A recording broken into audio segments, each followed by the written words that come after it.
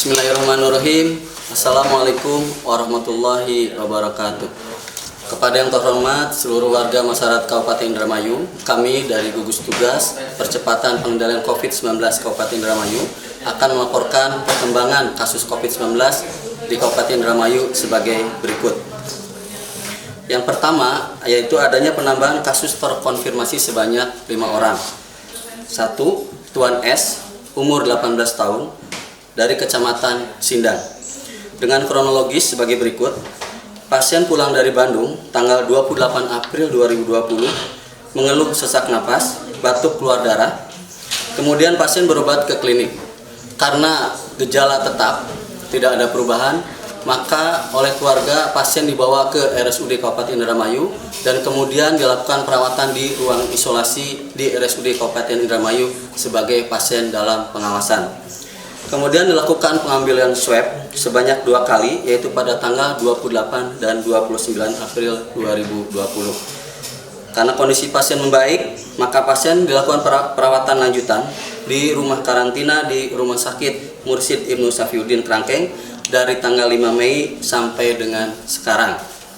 Hasil pemeriksaan RT-PCR dari Labkesda Provinsi yang kami terima tanggal 12 Mei 2020 dan hasilnya dinyatakan positif COVID-19. Kondisi pasien sampai sekarang alhamdulillah keadaan umumnya baik.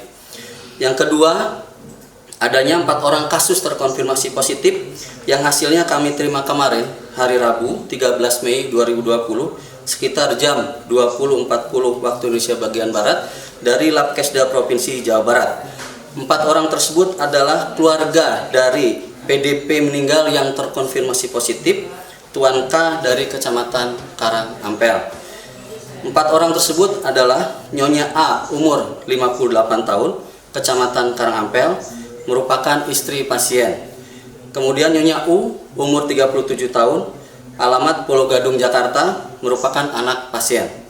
Tuan DL umur 43 tahun, alamat Pulau Gadung, Jakarta, adalah menantu pasien. Ananda VL umur 11 tahun, alamat Pulau Gadung, Jakarta, adalah cucu pasien.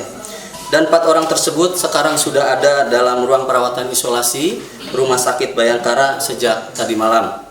Dari kasus terkonfirmasi yang kami sebutkan di atas, maka kami simpulkan bahwa terdapat kasus imported case dan juga kasus transmisi lokal. Yang kedua, kami sampaikan juga laporan perkembangan kasus ODP maupun PDP yang terjadi sebelum berlakukannya PSBB dan selama PSBB dilaksanakan.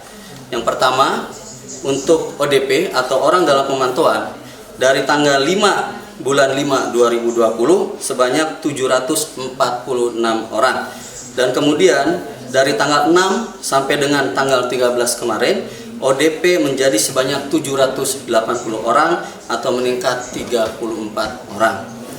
Untuk pasien dalam pengawasan dari tanggal 5 bulan 5 2020 sebanyak 95 orang dan PDP yang ada dari mulai tanggal 6 sampai dengan tanggal 13 bulan 5 2020 sebanyak 129 orang, dalam arti lain meningkat 34 orang.